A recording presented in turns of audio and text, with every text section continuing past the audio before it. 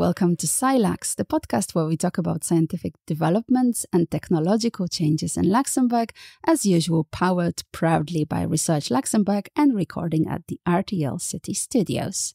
And in today's episode, our guest is Dr. Catherine Sedrani, who has recently obtained a PhD at the LCSB, Luxembourg Centre for Systems Biomedicine at the University of Luxembourg, and holds a master's degree in biotechnology from RMIT in Melbourne, Australia.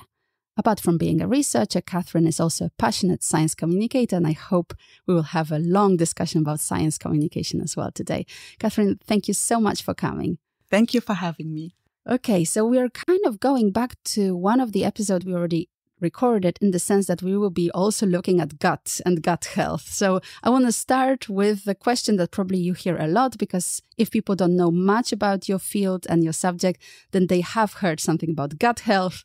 In the episode with Alberto Noronha from NEOM and Stefano Pozzimucelli from Lux Innovation, we discussed a lot, and I said that this gut is the new black, So what's going on? Why is it so fashionable? That's actually a very good question. I mean, we saw that over the last, nearly 20 years, 15 to 20 years, that the field of the gut microbiome, or everything which is related to microbiology in the gut, has risen a lot.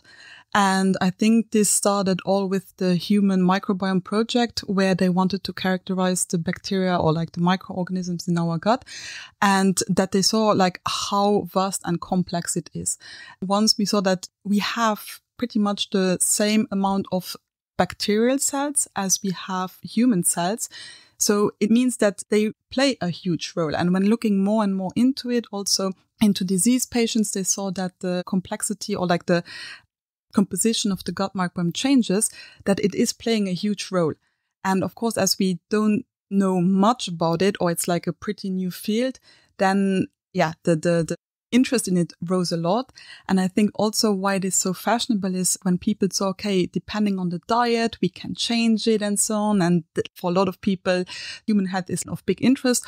Of course, that then became even not just for scientific people interested, but also people who are not into science, but into health or gut health. And it became also very interested for them. So it's not just scientific people or people in biology or microbiology, but it's really interesting for everyone. It's true. It's something that, we can have some influence over, right? So it's not, okay, I got the right medicine from the doctor, but, I ate this or that. Yeah. And that we can actually think about it, as you also said with medicine, now we know that when we take antibiotics, this can change. So it's not that every time we have bacterial infection that we immediately should take antibiotics, but we should think about it. Is it really worth it?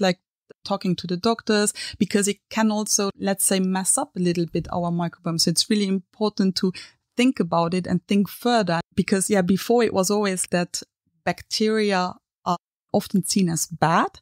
And this has changed since we saw how important they are, so that we are now okay, what can we do to actually maintain the gut health or gut microbiome health? So what do you eat? Do you think about it or not? From time to time, I have to say that I'm not too crazy about it. I think I always had a pretty healthy diet. Of course, when I talk to children about it, it's not just about eating vegetables and fruits all the time. It's about a balanced diet. So there's nothing wrong with eating a pizza from time to time or a burger, but you have to have that balanced diet, which is very important. So it's all about that.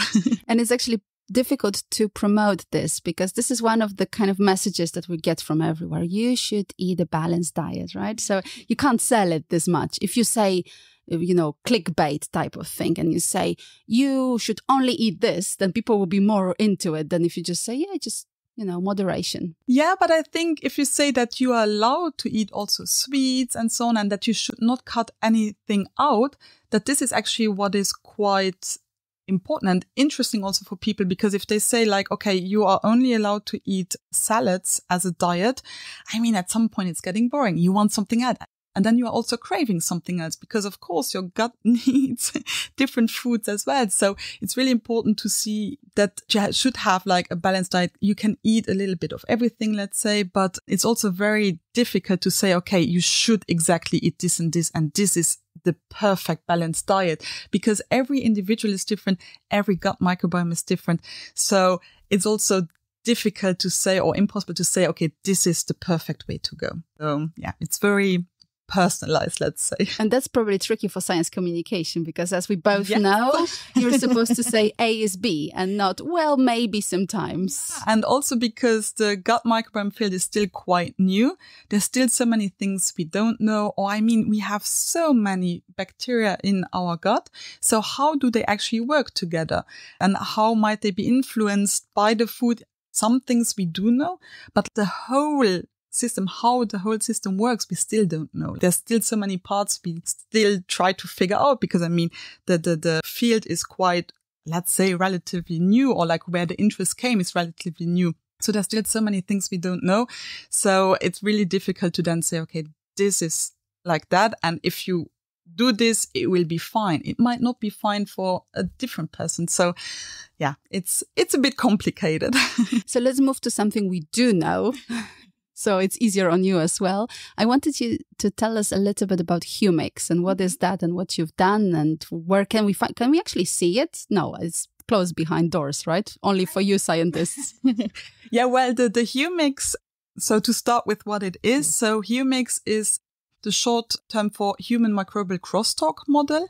And this is a model which was invented by Professor Paul Wilmer's group back in 2016. It was published first.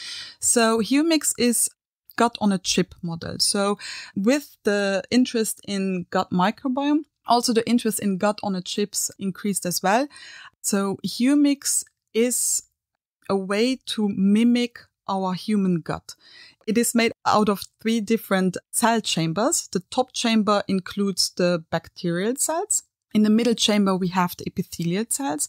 Epithelial cells are kind of like the gut wall. So we need that wall, same as in our gut, which is protecting whatever is inside our gut with what is around. So for example, the bacteria should not invade or go into our blood. So this is like the wall which puts the barrier between the gut lumen and everything which is inside. And then on the bottom, when I started, we had immune cells in it, but I was interested in how the gut microbiome interacts with the nervous system. And this was something when I started my PhD end of 2018 that has not been done yet, that you have a gut model which has gut bacteria as well as the enteric nervous system.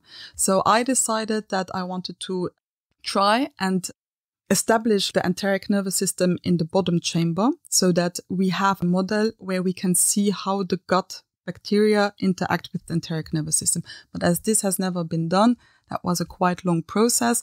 But now we have a model where we have the enteric nervous system inside and that we can look at that communication between gut bacteria and the enteric nervous system. But why so problematic? You just put those cells there and you look what happens. Yeah, well, putting those cells there is already quite difficult and a long process because, first of all, like to get the enteric nervous system we were using, we differentiate them from stem cells. And that process takes already 5 to 6 weeks. So after 5 to 6 weeks, they are ready to use. And then you have to put them in a different model or environment, let's say, because usually we have them in plates in cell culture, which is all established and so on.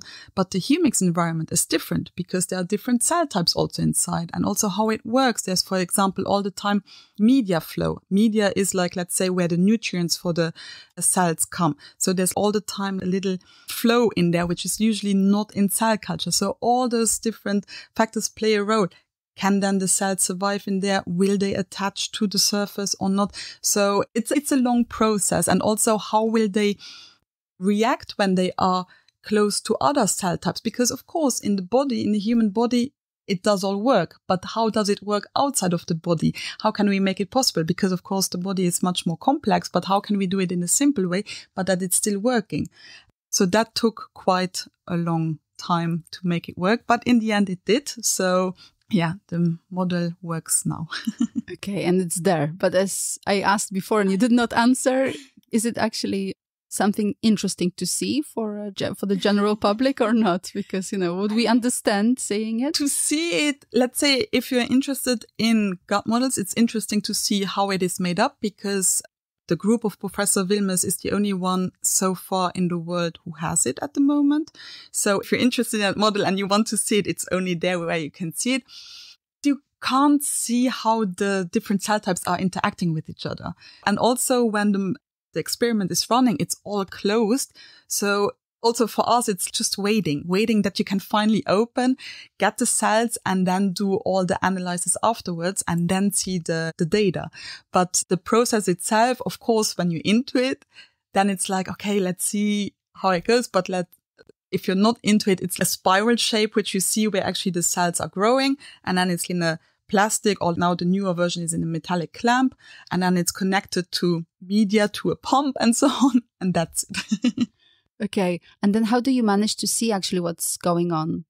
Is there some microscopy, or how do you see inside? During the process, you can't. Okay. You just have to trust it. That's also why it takes quite a long time to see if it did work or not. For example, to now put the enteric neurons inside, you don't see during the experiment, did it work or not? So at the beginning, if you wanted to see if the neurons actually attached and grew in the device, we had to wait. For example, at the beginning, I was only running it for 7 days.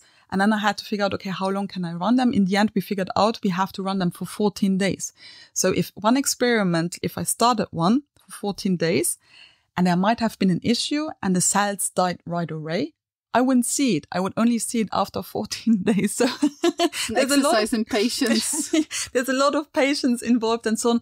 In theory, once we knew like how it works, it usually does work. In general, once you started after 14 days, it was fine. But to get to that point, it was quite a long process. During the process, you don't see much. You just see the media going from one side to another. It might be actually interesting to see that that model is actually mimicking the gut, because I don't know what people outside the field, what they think how a gut on a chip looks like. Probably a tube. Yeah, probably, but it's not so. Yeah, absolutely. You would have to say, that's, by the way, the thing. All right. Yeah. I remember I was also asking you when we were preparing that one of the videos I saw, you were just obviously putting some, whatever it was, substance into some, containers. And I was thinking like, why is it that when we see scientific videos, it's normally something like that? You're obviously wearing some lab coat and then you're supposed to do that. I don't think on the video there was the HuMiX shown. At least I did not notice it. No, I think the video you were talking about was also from RTL, where the Women in Science. Yes. Yeah, exactly. No, that was where I did analysis of the samples afterwards. So it was not the actual HuMiX device. It is difficult to show. The thing is, people always have a specific way how they think about scientists or like what they do. But of course, we are not pipetting every day and not all the time just looking at tubes and so on. For example, I was working with HuMiX. But yeah, if we would show that, I don't know how people react. What I did sometimes was, for example, doing lab tours that when people came to visit. And there we have, for example, also a poster who is really showing, okay, the different layers in HuMiX, what they actually look like in the gut layers and so on, because it is still difficult to put your head around what is happening and what should it actually mimic. Then it's easier if you have the HuMiX device and you have maybe an image to show like people who are not from the field what's going on. Of course, although I still have to say that your field is kind of okay for science communication. Yeah. I recently talked to someone who is a theoretical physicist, and I think that is really tricky to psychom in. Yeah, I can imagine. Exactly. So here it's also, the relevance for our body, for our health, that you can always try to filter it through, and then it becomes kind of more understandable in some way. Yeah, and people can relate to it. That's something which is, I guess, let's say, easy in our field for science communication, because why did we actually put the effort in putting enteric neurons in the HuMiX device? This is because the idea actually came as the LCSB is very interested in Parkinson's disease, and the group from Professor Wilmes, where I did my PhD, is very interested in everything microbiome, so microbiology. We're like, there is a hypothesis, because we still don't know how and where Parkinson's, the disease, starts. We know that it's mainly happening in the main symptoms are like happening in the brain, and people were always focusing on the brain. But it was seen that a specific neuronal protein, which is in the brain, has also been found in the gut in the enteric nervous system. And then it was like, maybe it can actually start in the gut. But we don't know because we never looked at how the gut microbiome interacts with the enteric nervous system. Now we do, but it was something which people were not too much interested in. And the field is still very new and it is really evolving at the moment. And then when people know, okay, maybe I know someone who has Parkinson's disease and this is why you do that because there's still so much unknown. And then they can relate much more to the field. And then it's easier to talk to them and explain what you are doing and why we are doing it. Of course, but it's also trickier to do science as such, I think, because nowadays the scientists are required to be really interdisciplinary. Because as you're saying, like in the past, you had your field, you did the research within that and it's okay. And now suddenly you actually have to cooperate way more and better, be a specialist in all of it. Yeah, because also when I was talking to friends, for example, what I'm doing, they were like, okay, but are you still doing pure microbiology? Because my background is mostly microbiology. And I was like, no, now I'm working with neurons, which I have never done before. I'm working with a gut on a chip, which is also, you have to do a little bit of engineering, let's say, because if something doesn't work, how can you change it and so on? So you try to figure that out as well. And it's just like a lot which comes together, which is very exciting. But of course, then you're going out of your field and out of your comfort zone. But it's nice to have some more challenges and put also those different fields together and also interact with people from different fields. Because again, for example, everything neurons, I had no idea about stem cells. I didn't know what to do with them. So I had to learn that.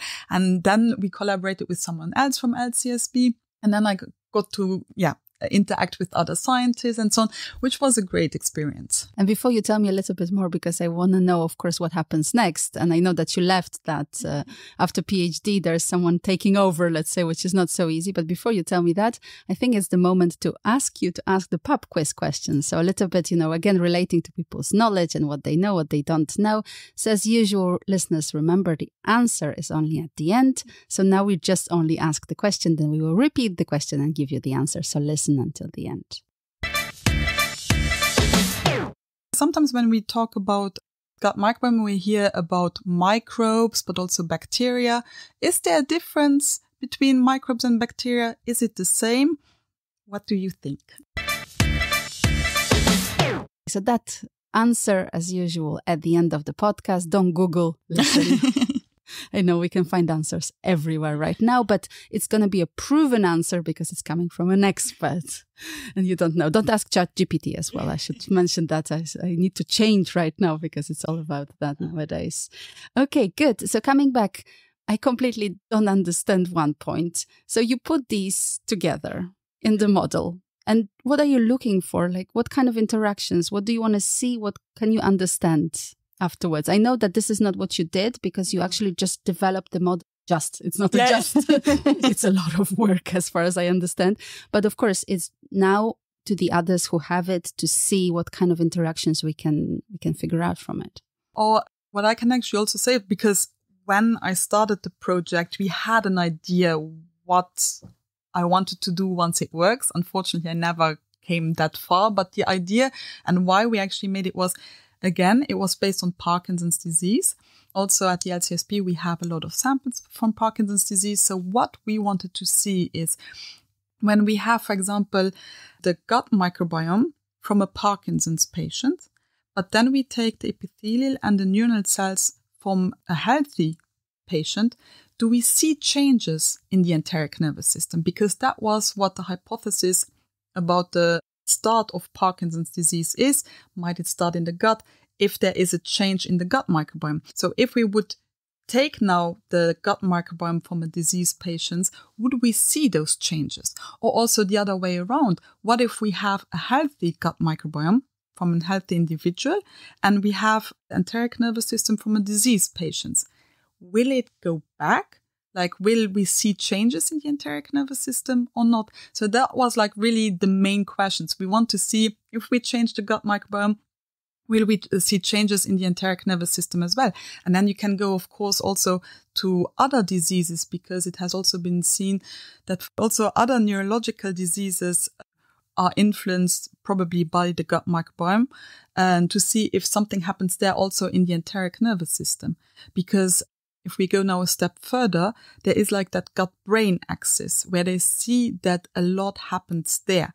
So this is the first step of the gut-brain axis, what happens between the bacteria in our gut and the enteric nervous system, to then maybe understand later on what might happen between the enteric nervous system and the brain. I'm happy to hear about this stage of development because, I always found it interesting that I go to the doctor and he or she just looks at part of my body and not the whole system. Yeah. When I started my studies, I was always very fascinated by the gut microbiome. And at that point, I was also not aware how far it can actually go, because you have interactions between gut microbiome and enteric nervous system. The enteric nervous system is, of course, linked to the other nervous system, which goes up to the brain.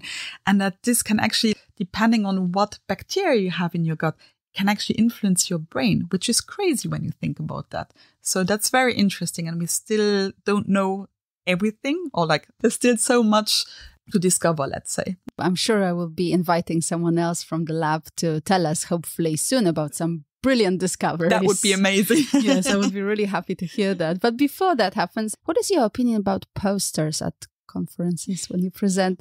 I saw your picture somewhere with a poster. I think it was in Japan. You were very, very happy about it. And then I looked at the poster, and I've been to quite a lot of conferences and I've seen a lot of posters.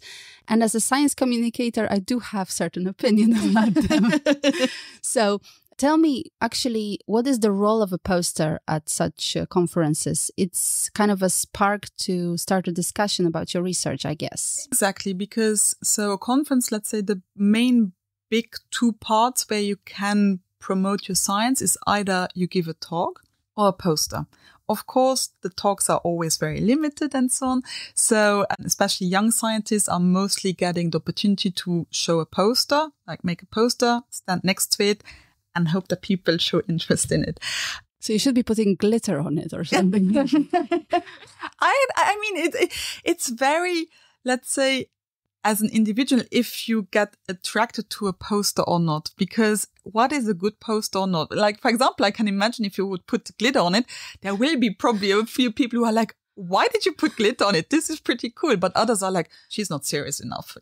She's not taking science serious enough. So they would not come to you to talk to you. So it's really difficult to find a way, to attract people to come and talk to you. But it is a way to promote your science and talk about people, about your science. Does it mean you have to prepare the illustrations separately, or they are often taken from your publications already? It all depends. I mean, it also depends. We have people working in our group who are amazing with making figures and graphs and so on. So they might also do their own illustrations. I am not that artistic. So I had, for example, a postdoc in our group who made a nice illustration of how I imagined HuMiX. So I used that, for example, to kind of attract the attention of people. And then, of course, you show some data of your own project. But it really depends. Some people also put pretty much only text on it. So it's also you have the time to do it, how you like to do it, if you see the poster as this is pleasing to your eye or not. So it's difficult to say, okay, this is a good poster, this is not a good poster. And if you can attract people with it or not. As a layperson, for me, they are mainly scary, but that's just me.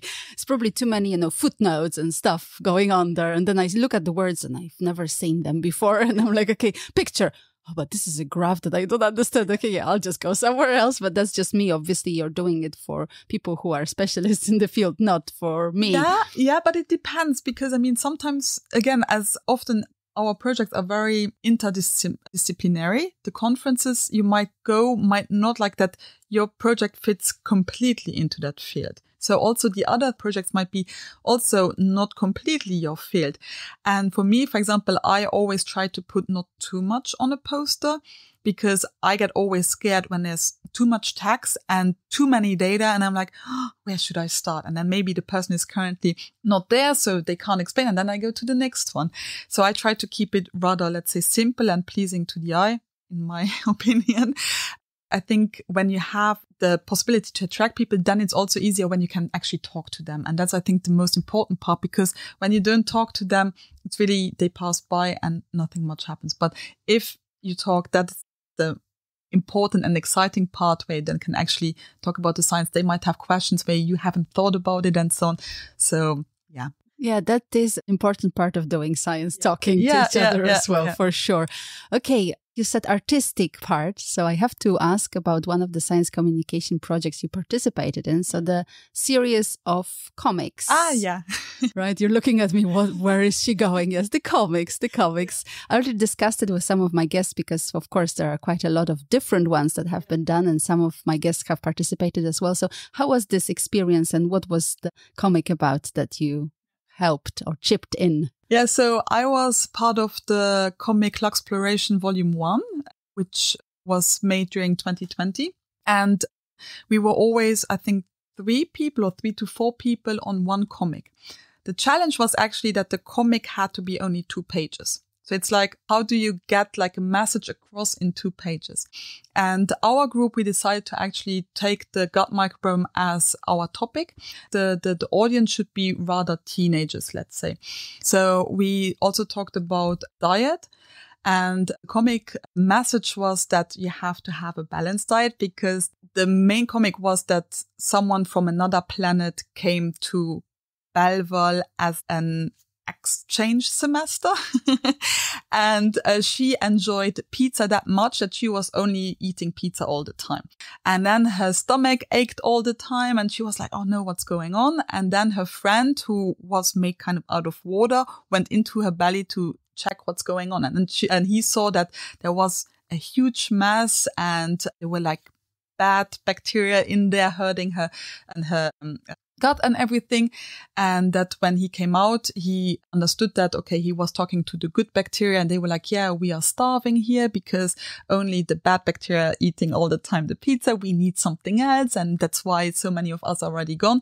So it was really about showing, okay, it's not good to only eat one food only. It's really about keeping your gut microbiome balanced so that you are healthy, that you are in a good shape. And that's also why it's important then to have like a balanced diet. Okay. Must have been a difficult process to kind of put it on 2 pages, right? It was, because of course you can't put too much text in there, but every group was working with a comic artist from Luxembourg, which was actually pretty cool because again, I'm not very artistic. So it was nice. Someone else was doing the drawings, of course.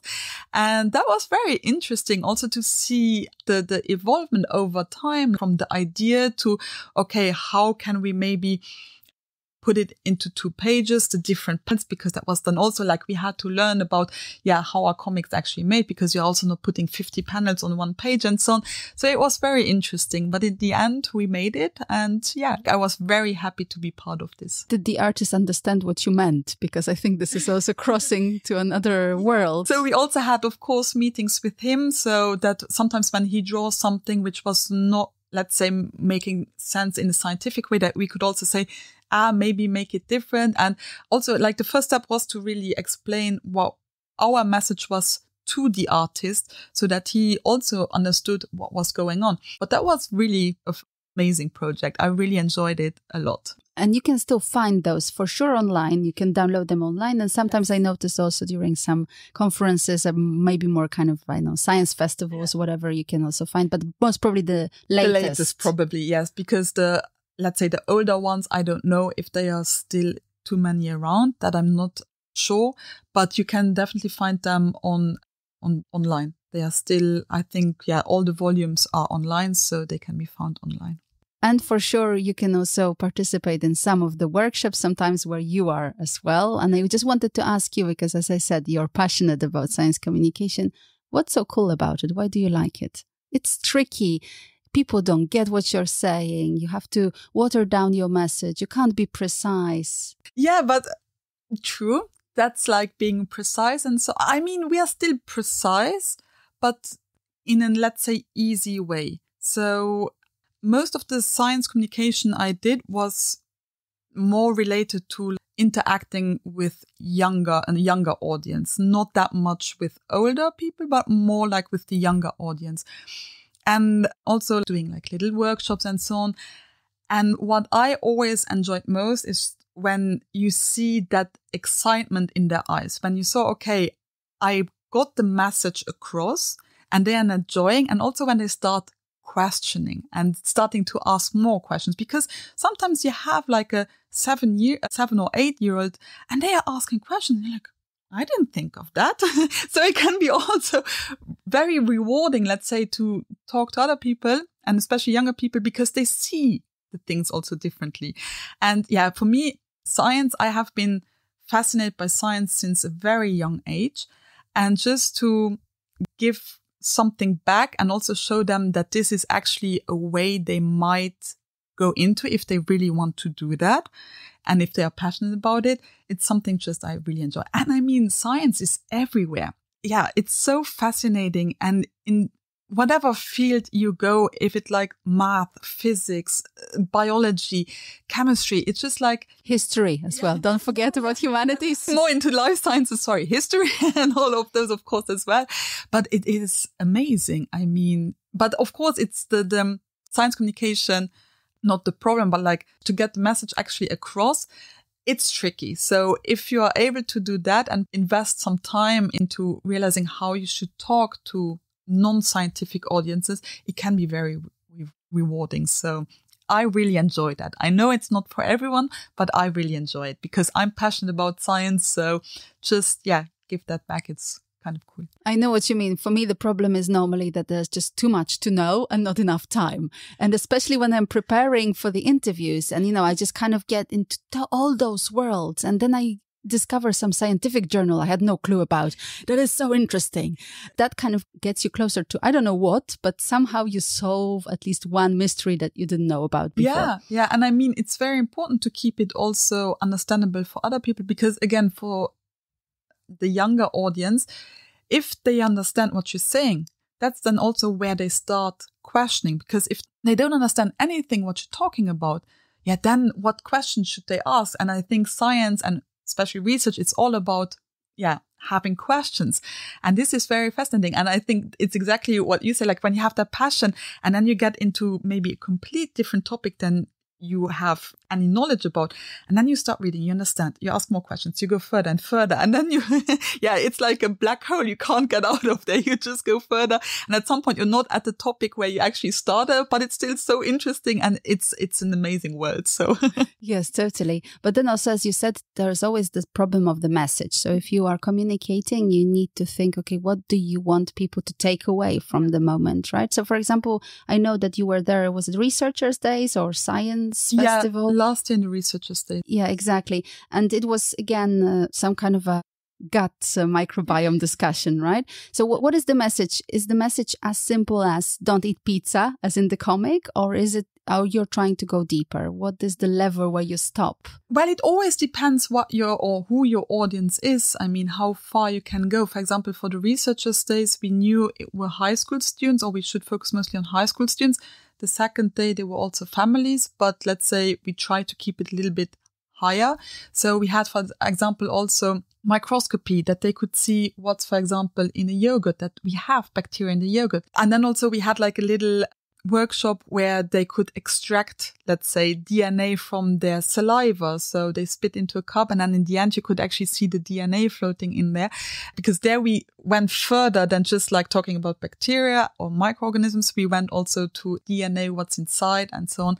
So you can go very far. But for this workshop, it was not as much about the diet. It was really microbes and bacteria. They are everywhere.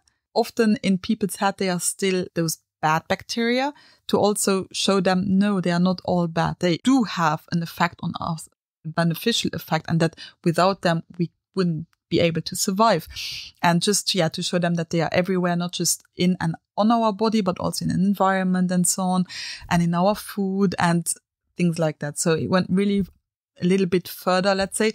So that's again, like when you do a workshop, how far will you go? And who is your audience and so on. So yeah, there's a lot of possibilities. Always. By the way, I'll be there this year at the Science Festival. So I also go. You'll see how far I went with the project. I can't wait. I'm excited to see that. Yeah, it's going to be about statistics and table tennis. That's the plan so far. So yes, I'm not revealing anything more, but I'm definitely going to tell you, listeners, soon what we are planning to do. And I hope it's going to be with a bang. Ah, that's exciting. Yes, exactly. I think we are kind of really on the same page here for sure. I guess listeners can hear the excitement in our voices. Okay. Before we solve the pub quiz question, because I think we're slowly coming to an end, and I was thinking, like you mentioned, microbes and bacteria, so it's the moment to tell our listeners. But before we do that, I realized when we were talking about your lab work, I didn't ask you one question that is really, really interesting to me, is the question, how does a normal day of a scientist look like in your case? Because, we already discussed, when you have a film, you have to show something and it's always tricky. So is it really like you sit in front of a computer with the data, you analyze that? That's as simple as that? Or what is it? Or is it, you also mentioned 14 days you have to wait. So you just go on, package holidays somewhere and then you come back when it's done. So in research, there's always something to do. There's always, if... Drinking coffee, for example, with your Very peers. important. Very important, I know. Don't forget the coffee. No, but a normal day, it's difficult to say because every day looks a little bit different. But let's say for me, in general, when I came into a lab, usually I started early in the morning. First, of course, you check your email to see what's going on. And then I usually started right away in the lab doing all my lab work. So looking after the cells, because as I said, the neurons, they had to grow for 6 weeks. So that's something you don't stop. So you have to do that kind of either look after them every single day or maybe every second day. But it's something which is all the time on your schedule. Same for the epithelial cells. So that barrier, that wall where we were talking about, they also need to stay in culture, not as long as the neurons, but still. And then before the experiments, of course, getting everything done. For example, for HuMiX, there's a lot of sterilization processes there because it should be very, very clean or otherwise you have contaminations and your experiment is not worth anything. So all of those things have to be done. So usually then I did my lab work in the morning, maybe until early afternoon. And then afterwards, I was then sitting on the computer and doing everything which was still needed to be done on the computer, because there's also like things like ordering all your lab work. So doing the inventory, what is needed, and then also doing all the planning, because there's a lot of planning involved, things like that. So it really depended. Sometimes you were also going to a conference, so you had to ask someone else to feed the cells. Yeah. That's always like seeing what can be done and what can't be done, or when can you actually go on vacation, because then you are gone for like maybe a week. You can't go with them. Unfortunately, no. But that was all like, the planning is very important. And again, always making sure that nothing is missing, which was a little bit more tricky during the COVID times, because of course supply chains were sometimes, overwhelmed. All of those things, a lot of organizing, planning, but it's also changing. Again, like when you went to a conference, then you had a poster to prepare, or maybe a talk, or maybe you had a workshop to do, or, like you did also courses, because doing the PhD, you also have to take courses. So it's really, your days are easily filled up. I understand. And when you have a little bit of time, then of course there's so much literature you can look at and really keep up to date with that. So there's just like, you are never bored. Yeah. And you need space also to kind of, get the thought process going, to make some links and all that kind of science that is for some people just sitting idly somewhere. But, you need to have that space. Yeah, because that's also something I did a lot with my colleagues, talking about what's going on and so on, because I'm also more productive when I actually can talk to someone about what I'm doing and then see what they think, so that you might come also to other conclusions or other ideas, or you see like, okay, maybe I can change my experiment a little bit and things like that. So you have things you have to do every day in the lab, but also there's always like changes. No day is the same as the other day, so it always changes. Of course. I have to reveal now why I'm asking this question. I haven't revealed it yet, and I do ask it once in a while to my guests. There is a story when I was a child. My father was working at the university. He was a nuclear physicist, actually. And of course, the usual teacher question. So what does your father do? Do you know what I said? Well, he drinks tea. Because basically whenever I visited him, it was just this office thing and he had a break. So he would have tea with me. So for me, that's what he does for a living. He drinks tea. That's why I'm also interested and I like discussing it because exactly it might seem to some people that it's, that not that visibly productive, let's say, because it's not really, making a hole in the ground or whatever. It's very much this kind of ecosystem discussions and as I said, very much changing, which is good. No, that's true. No, there's a lot of different aspects which come into play when it comes to being in research, working in the lab, and also things like finding fundings. Okay, sometimes as a PhD student, you might not be as involved as like the more senior researchers, but still sometimes you have to find also funding and, it's a lot. I would say more often than sometimes. Yeah. But again, like as a PhD student, I was a little bit more lucky to not like have to write grants all the time. But it's just something you have to think about, or okay, I only have that much money, so I need to do those experiments. Is it enough? Is it not? What can I change? And things like that. So it's not just like going into the lab, doing your lab work, going home, and it's easy done. No, there's a lot of things which are involved in research and in your daily life. And it's also looking at microbes and bacteria in your case. I think it's the moment to ask the question once again, and then if you can tell us the answer. Is there a difference between microbes and bacteria? Is it the same? What do you think?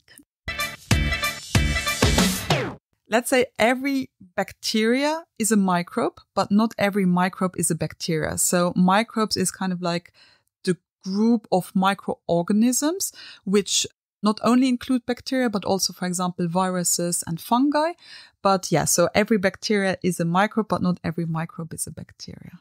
Okay, clear. I think now everyone will remember that. Everyone will. And somehow we don't have a feeling that the microbes are bad, right? They don't have the bad press. The bacteria do. Yeah. Because we are also not talking too much about fungi. For example, when I was now talking about the gut microbiome, in my personal case, I always focus on the bacteria because that was also my project was based on the bacteria. But we also have viruses in our gut. We have fungi in our gut and so on. So it's not just the bacteria. So it always depends. Like when you talk about, the microbes in our gut, you talk about all of them, all the microorganisms. But if you just focus on the bacteria, it's really just the bacteria. Okay. And I assume there are people also looking at the fungi in the gut. They are. Yeah. And also when I was at the conference, there were also a group of people who were looking at all the viruses in the gut, which is also not too much done. But but I think the most focus is still on the bacteria, but they see that all the other microbes are playing a part as well. So we've learned a lot. Once again, if you want to know more, as usual, listen to other podcasts where we had LCSB scientists, because we did discuss a little bit already some research done in the Parkinson's disease field, was with Ibrahim Boussard. And then also we discussed, as I mentioned, a little bit with Alberto Noronha, who was at certain moment based at LCSB. So do check it out. And of course, all the other episodes. And thank you so much, Catherine, for coming today. Thank you so much for having me. And of course, I have to say the usual thing. So please, please, please don't forget to subscribe, to follow us, to check what we are writing on LinkedIn, Twitter, Instagram, and anywhere else we are present. Suggest the guests, contact us and tell us what you think about the podcast. This was Silex, and my name is Hanna Siemaszko.